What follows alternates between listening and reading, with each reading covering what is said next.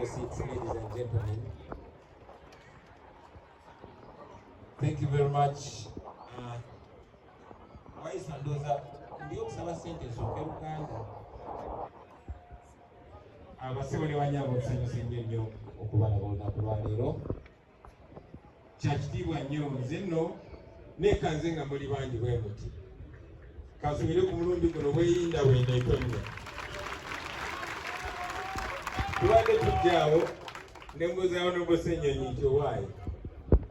Leero ku byokusonda sintate nga bangi nnyo. Ne munyongera amaanyi kasubire amaanyi ageragana abagenge.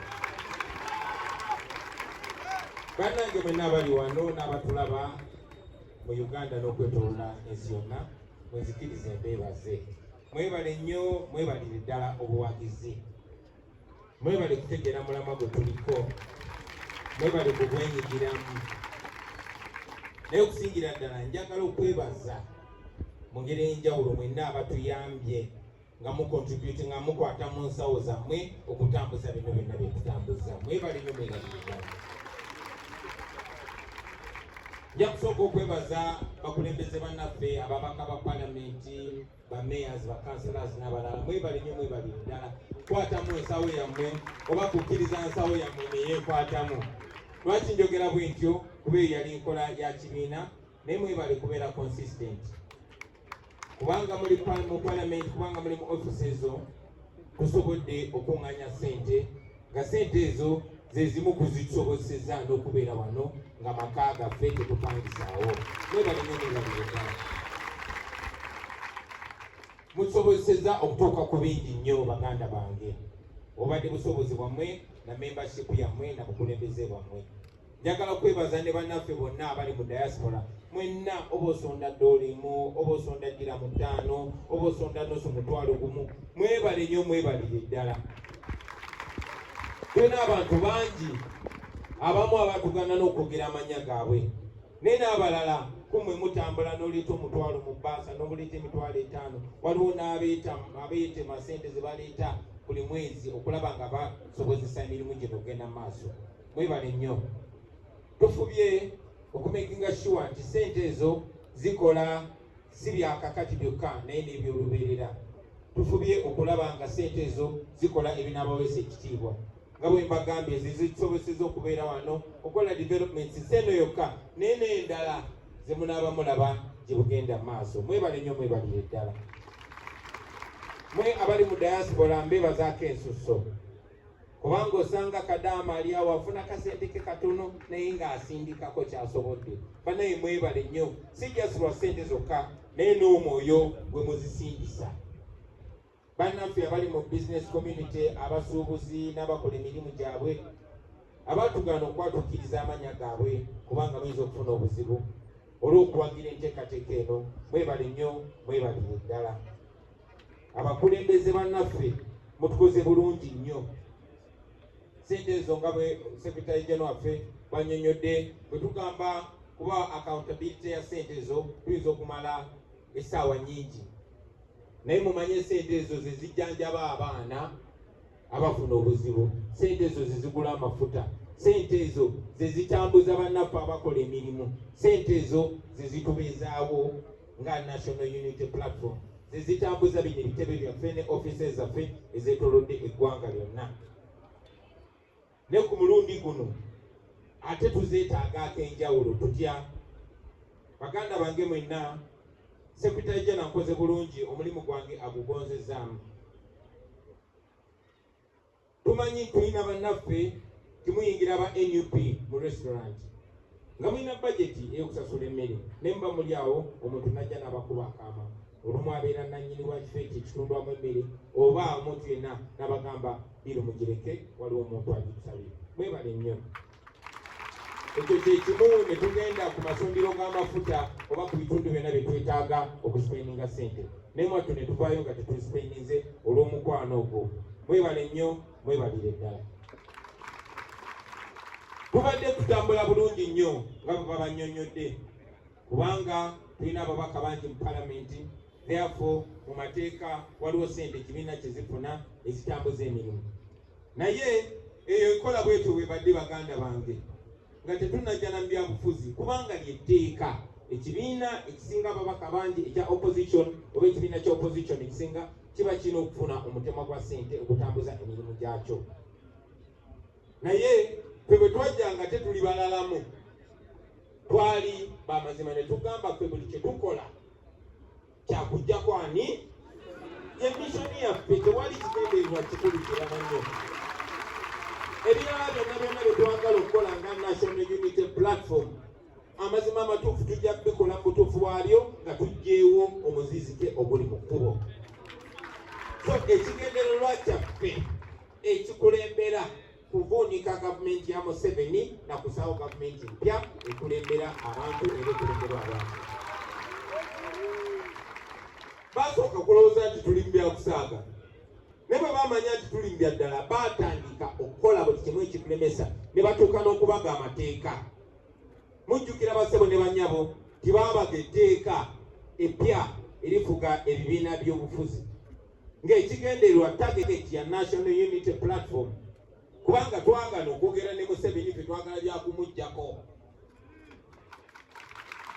Ne bagamba tukoze ttya, ne baleeta etteeka eryo nga ligenderedde kutukamula kutulemesa ku receiving sente ze tubadde tu receiving amateeka, kuba baalaba nga twakajja balaba ekitebe ate kibalabisa bulabisa, ate balaba n'entambula zetutambulamu ne beeralikirira. Mwena mujjukira etteeka eryakafuluma era Museveni yakasayiningako nga ligenderedde kutulemesa kufuna ssente, kuba bagamba betwogera nabo kuba tulina n'aba gavumenti omwo naye nga boogera naffe nga bagamba omusajja ali eri ekyanga agamba gavumenti eyinza kuba nga tefasiliteeti mu kugenda kwayo. So bamanya nti ebyaffe byakujjako Museveni ne basala amagezi gonna agatulemesa okuba ne ssente awo basobole okutulemesa okujjako Museveni. Era etteeka eryo lyayita era kwe kwesanga nga tuli mu mbeera bwetyo. Era bangi abali eyo bagamba temukkiriza tujja zisonda. Of course tubadde tukyakubaganya ebirowoozo engeri gye tutambula, naye nga tutambula n'obudde bukola ki nabwo butambula. Tulina akalulu omwaka ogujja, twatuula kati kambabulireko ne kino, twatuuka ekiseera gye buvuddeko awo mugenda okukebera ku akawunti kazigazayo ndowooza $2,000,000 kyokka n'okunominatinga presidential candidate nazo bazirinyisa basobole okulemesa abantu okuvuganya, bazifuula $2,000,000.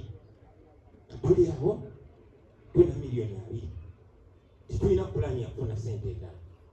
Lubongo yagamba tuzitwale ku nomination, kyokka ate Museveni yali mu kutimba posta okwetoolola Uganda yonna yonna ne zi billboard. Kati ate nga nze ng'omukulembeze nga ndaba nange nyina okulinyisa levo nkole ki ngeokwata Museveni, kubanga Museveni bwe muleka n'agenda agavimba yekka abantu bayinza okulowooza nti ndi kikaki tindi kapeere, bayinza okulowooza nti tumulese agende bugenzi maaso. Muba kye nakola neetumya posta mu ssente za nomination. Tubaomoya Katonda waffe.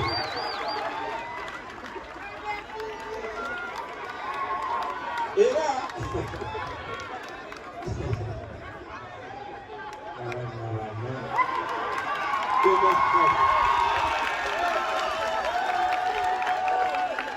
neno munene bannaffe bonna ne bagamba ffe tukolera bantu, kino ekibiina ky'abantu.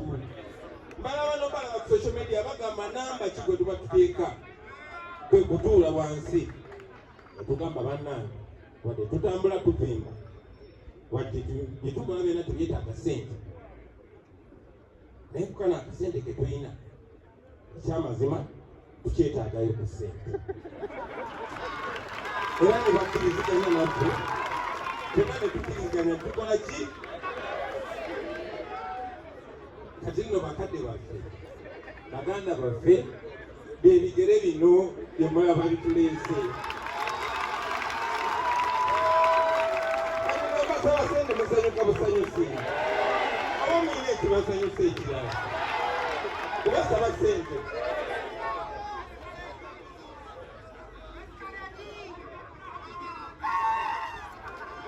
basebo ne banyabo muzikirize mbategeeze tusaaganamu naye ensonga gye twogerako eri very serious. Kyamukisa mulungi nti bannayuganda katonda yatuwa art okusaagamu, otherwise ennaku Museveni gyayagala otulumya ayagala bitutame naye tebijja tutama, tujja mulwanyisa. Tetugenda kulinda kusanyuka nga tutuuse mu Uganda ensuubize, tetugenda kulinda kusanyuka luli, tujja mulwanyisa nga betusanyuka. Eno struggle twagala etulumire, era nawe gy'oli make it fashionable, make it interesting, fighting for your freedom, so that temulekerawo. Weno tegenda kubeera sprint, tegenda kubeera marathon. Kubanga twetaaga ssente baganda bange zetumanyi nti ffe kennyini tusobola okwekolamu omulimu ne tuzikuŋŋaanya. Twasazeewo n'obukulembeze bw'ekibiina tuneeminge akakiiko akagenda otukulembera mu kuŋŋaanya ssente zino. Basebo ne bannyabo nsaba munzikirize mbanjulire akakiiko akagenda okufundraisinga oba okukulemberamu ekibiina okuŋŋaanya ssente zino. Akakiiko ako kagenda kukulemberwa Honorable Engineer Balimwezo Ronald Nsubuga.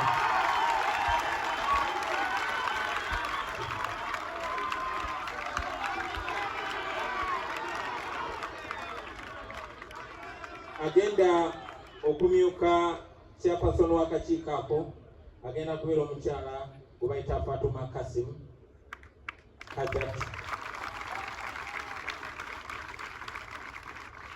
Era omuwandiika w'akakiiko ako ajja kubeera Honorable Nakimwero Christine Kaya okuba ekiboga. Abo be bagenda okutukulembera era balondeddwa olw'obwesimbu bwabwe, olw'ekitiibwa kye balina n'olw'obwesigwa ng'ekibiina era nga ba members bwe babalinamu. N'obugambo obwo nange kennyini nsaba muzikirize nkulemberemu okusonda ssente zino. Bannange nandisonze nnyingi naye nga bwe mmanyi sikyakola. So nze n'enjo yange nsaba munzikirize, sebo Mr. Chairman, nsaba munzikirize olwange n'enjo yange naffe twaleseeyo cheque eno ya $10,000,000 okugerawo ekitundu. Mwebale nnyo mwebalimidda kwanjuliriza Mukama lwankunzire.